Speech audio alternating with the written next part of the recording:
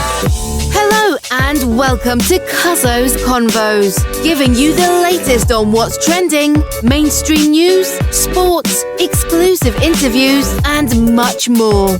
With your hosts ZayBeWetWet and KalvyWalvy. Get ready to enjoy the show. Yo, welcome. Welcome to Cuzzo's Convos. So basically, if you've listened to the first two episodes already of Cuzzo's Convos, basically, you know that I have said basically about 100 times, maybe even more. So basically, what we're going to try to accomplish in this episode is I'm basically throwing basically out the window. So, well, on a basically basis, we need to have more than just a basic conversation. So let's jump right into it, Calvin. Let's kick it off. So we're going to start with Travis Scott. The Astrofest. Yeah, Astrofest was pretty tragic. Super sad. Yeah, it was a super sad turnout. Something that's supposed to be an exciting time for fans. Coming across the states. Right. They're coming from all different places, and it's supposed to be an amazing time, an amazing event. Going to see their favorite artist perform and have an amazing show, you know? Yeah, from the old to the young, you know.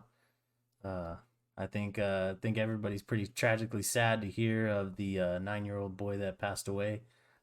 He was there with his father, 9 years old. His father was 27 years old. You know, that's pretty sad. You know, I think there was reports that it could have been stopped repeatedly over I don't know how many times, but you know, tragic news is always tragic.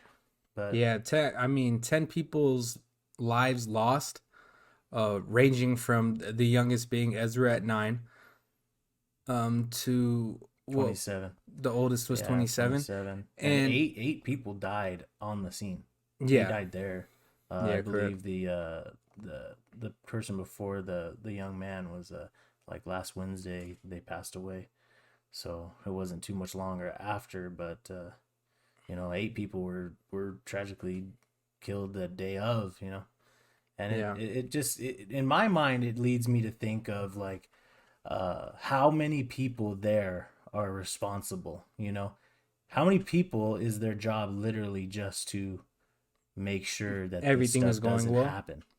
You know, it was reported early in the day that the gates were stormed and people snuck in and stuff like that. You know, that's gonna happen at events. If you watch those videos, it's actually crazy to watch and see, because I don't know how many events you've ever gone to, or if you even like an amusement park or something where there's crowds of people. Right. There's consistently guards or security or personnel. Workers, personnel standing guard, making sure that people that didn't obviously pay to get in aren't getting in. Right.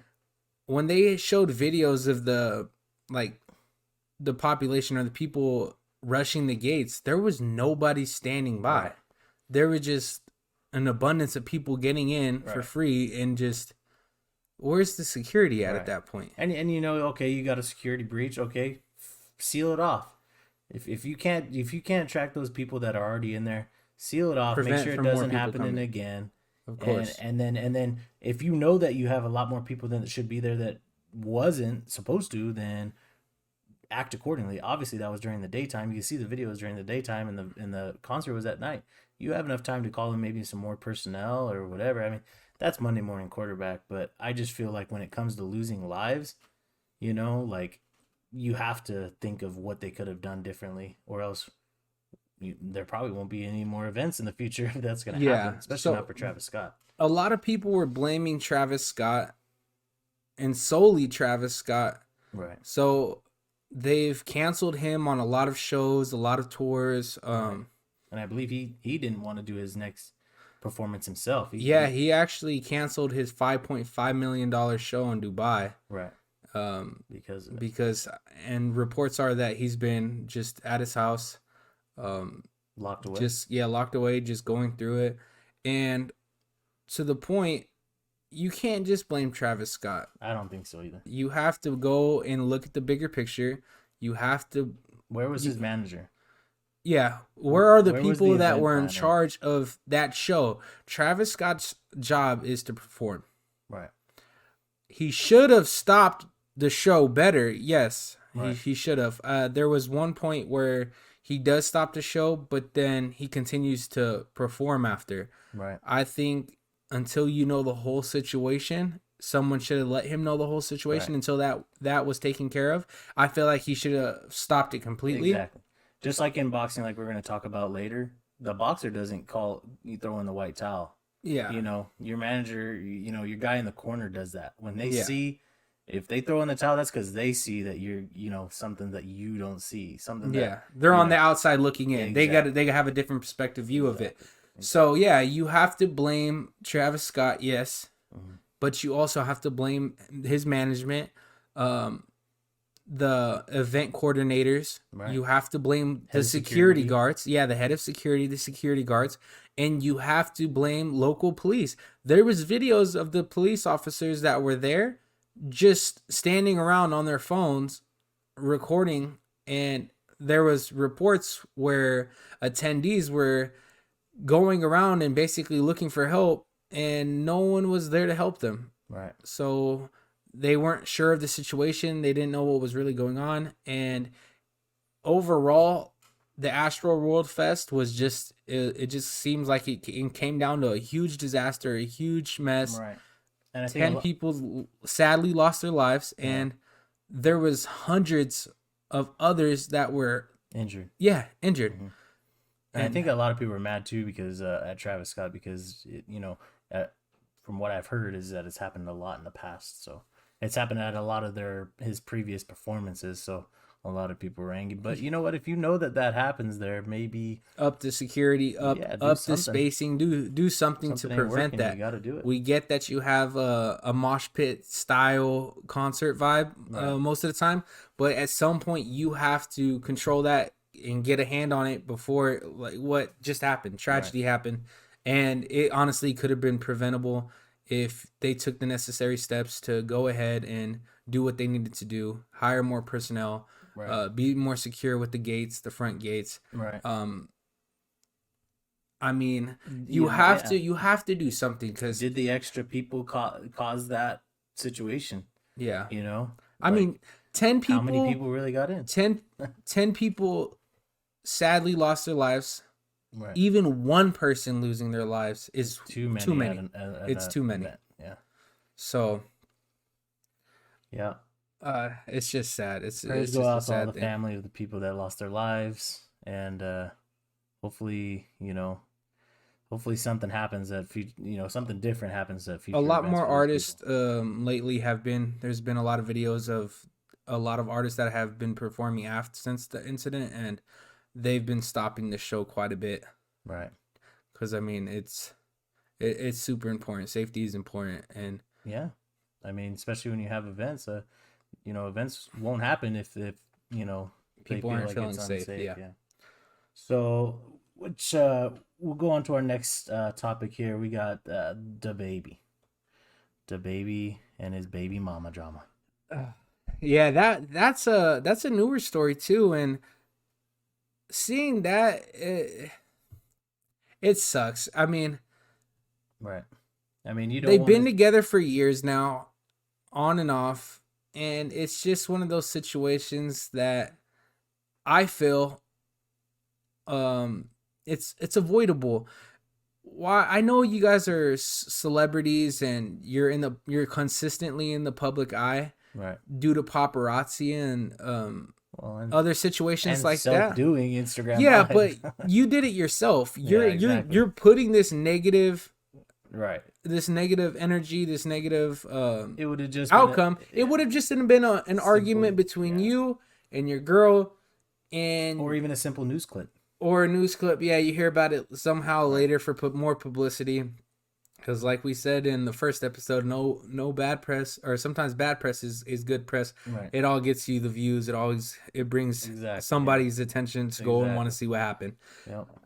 But what's the point of arguing and putting personal business out there for everyone to see when it like we said, it's something avoidable. So Dani Leigh actually goes out and she goes on Instagram Live, and she's basically saying the baby is a bitch. He called the cops on me. Yeah, she was and telling and the the cops. the cops She was are telling there. the Yeah, cops, don't talk to me, talk to him. yeah. He Don't called talk to y'all. me. Don't talk to me. Talk to him. That he called the cops. Yeah. And she posted on her story, I believe it was earlier today, and it was multiple posts, multiple pics of her and the baby in just different moments throughout their time together over the years.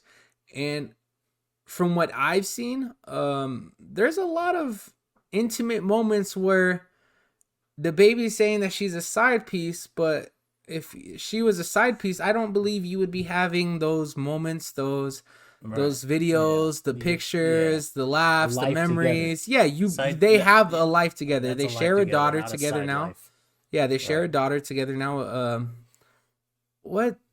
I don't know. That situation is just it's that's just the way that's gonna handle. It's press, like we said, but sometimes things like that could be private, but if some people want to let it be known to the world, then that's what they're gonna do. So, yeah, I guess I'm taking Live. Dani Leigh's side. I don't see her as the side chick in this situation. Yeah, she's clearly the baby's mom. Right. They've been together for years. They lived together. Right. So yeah, the baby was mad too, saying that she was using their baby as clout on the internet.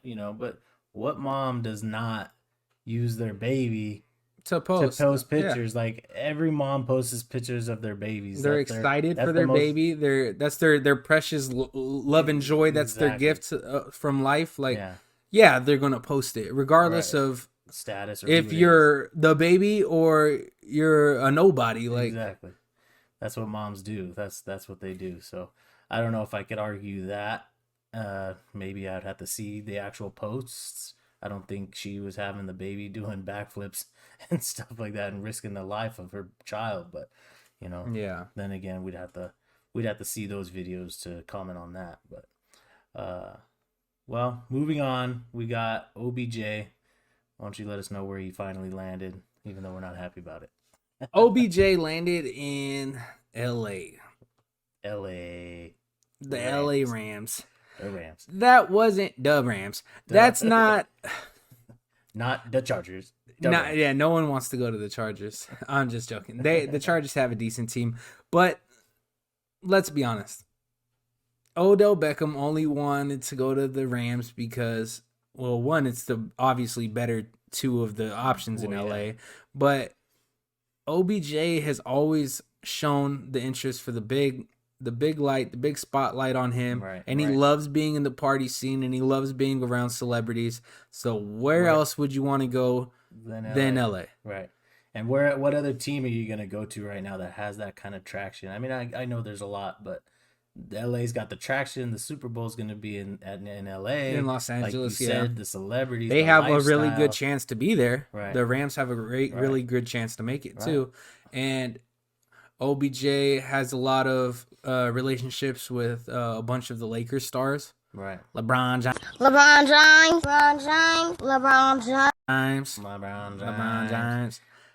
James. And I mean, he has Russell Westbrook there. He has Dwight Howard, Carmelo Anthony, all the Lakers. They're all big stars. He has Drake and all of them living out in Calabasas. Right. Why wouldn't the superstar OBJ not want to go there? I mean, he was ready to get out of Cleveland, Ohio, and I mean Cleveland, LA, day and night. Come on. But so he landed there. He makes his debut tonight, Monday Night Football, against the San Francisco 49ers. In San Francisco. In San Fran. And you know what's crazy? It's funny because they say anywhere that OBJ goes, he brings a curse with them.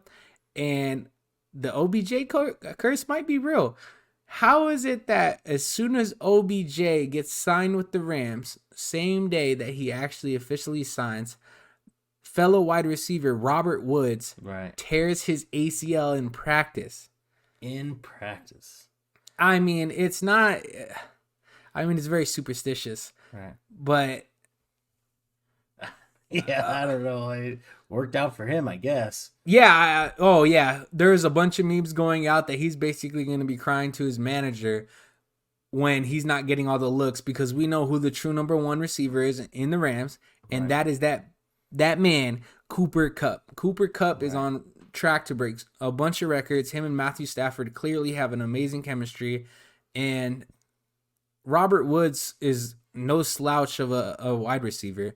And I guess him tearing his ACL it's a horrible thing, but for OBJ it might be something for him, because he's now going to be the number 2 receiver in there with a great quarterback. And hopefully he doesn't see it that way. Hopefully he sees what he can bring, to the table for maybe the other side of the field, give more options, bring on a better team. But, like we talked about in our first podcast, is that he's known to be selfish. It doesn't seem like that's the kind of player he is. He's not a team player, and but maybe he'll wise up. You never know. I mean, the chance of the Rams, like they have, hopefully it gives him that, got out of Cleveland, I'm in LA now, let's do this, and maybe hopefully things turn around for him. But I guess we'll see.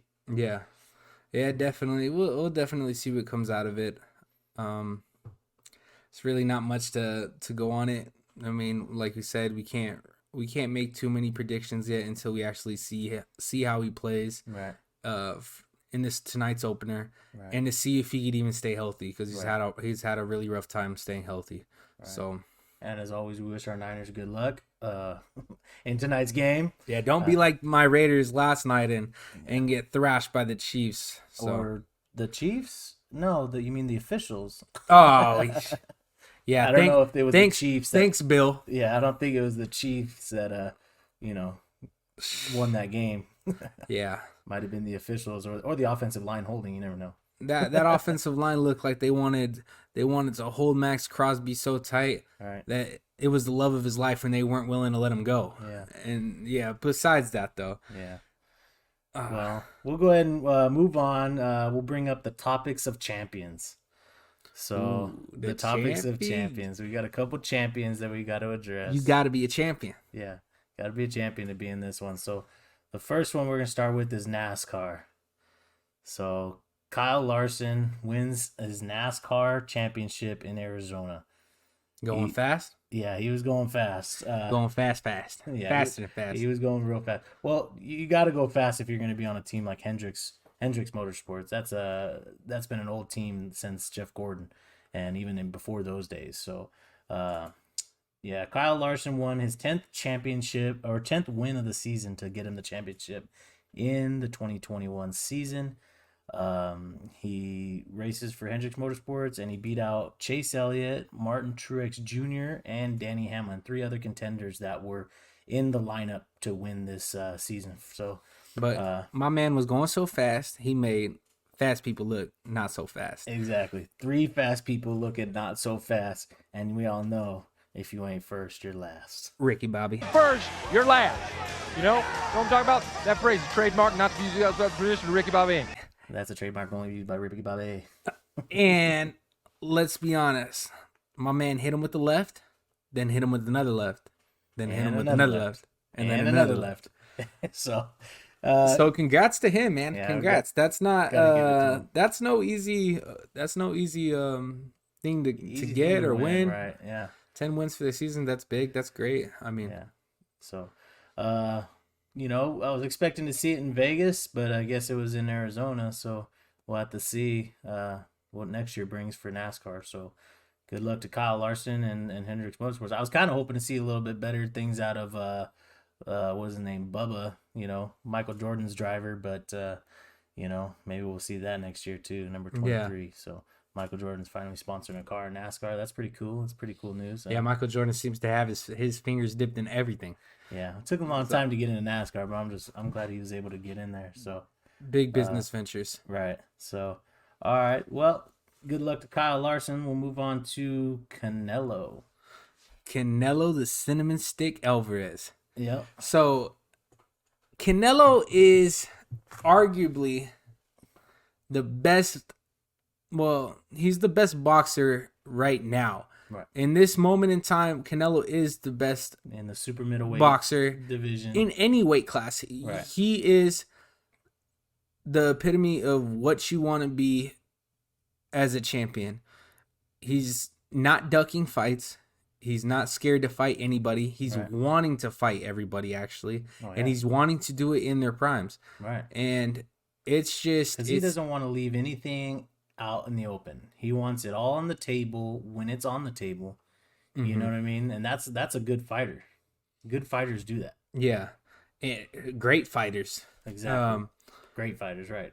Fighters of champions. And what I was getting at is he could possibly become the best Mexican fighter to ever grace the ring. He's already the over. First, over Julio Cesar Chavez. Well, he's the first Mexican boxer to become the first undisputed champion. Yeah, to unite all the belts, and he became the first boxer to unify the super middleweight. Exactly. And that's he wasn't fighting just nobodies. He went and, like I said, he was going out and looking for the best, and he was headhunting the best. And he said, "Hey, you got a belt? I'm gonna be like Debo and take it. That's mine." Exactly. Snatching your chain up, snatching your belt. Yep. So, what you got on my belt, Craig? Yeah. Can you tell us a little bit about his last opponent? So his last opponent, Caleb Plant, he had 21 wins, 12 by knockouts, and he has 1 KO, 1 loss by KO. And we all, I think... Canelo put that man to sleep. Yeah. Canelo made his... took his record from positive to negative. So... well, not really, but you know what I mean. He knocked him out. It's his first loss. He put a ding on the armor. Yeah, he was his first. He was a good fighter. Caleb Plant is honestly I loved his background story. Right. Good contender. Came from some diversity. It was tragic news to hear about his daughter.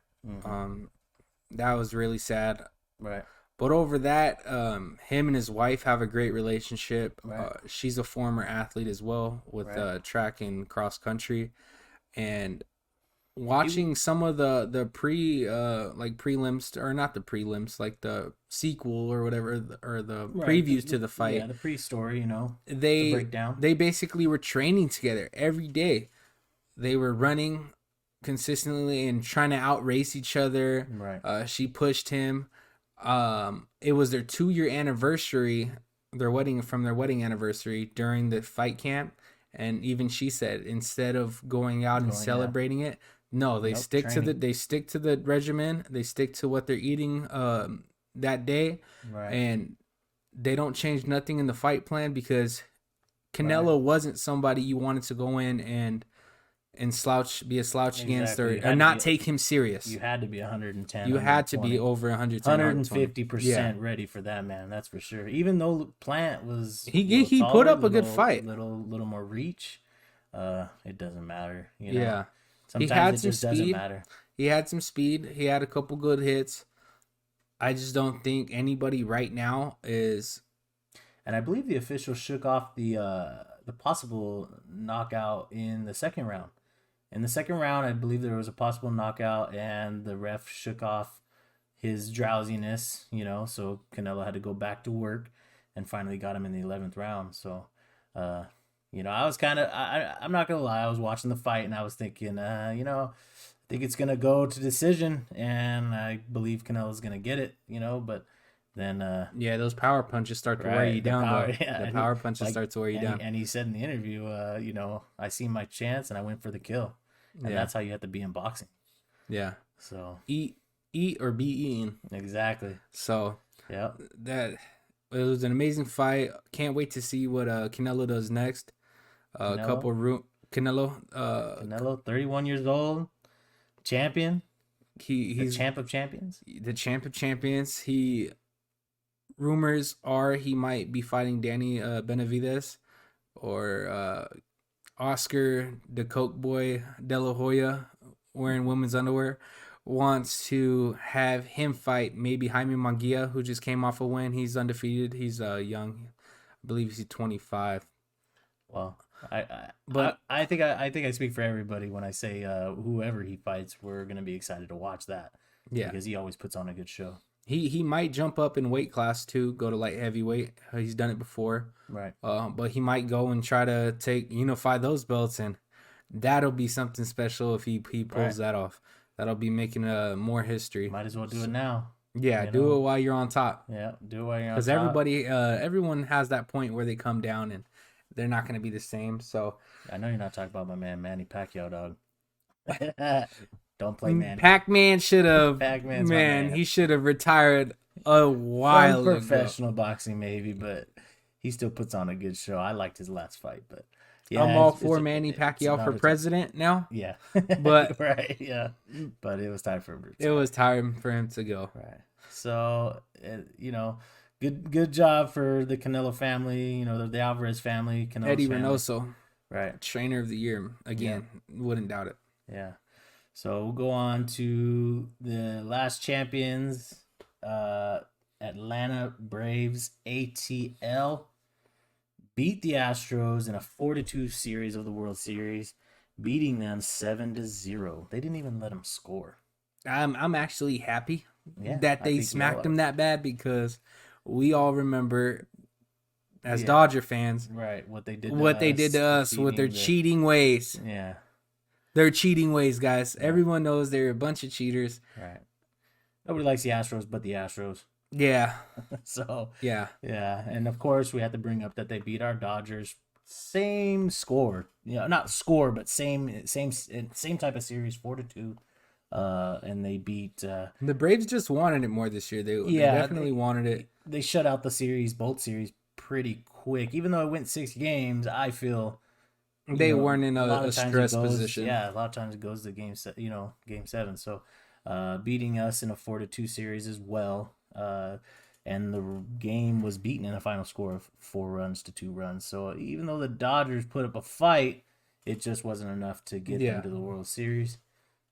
And hey, but you lost to the best this year. Exactly. And proved, like I said, they proved that. Sucks to lose, because like we said earlier, if you ain't first, you're last, Ricky Bobby. Right. Trademark. But I mean, yeah, it is what it is. Yeah. Well, I mean, I'm just glad the Astros lost. I think a lot of us are pretty happy about that, Yeah.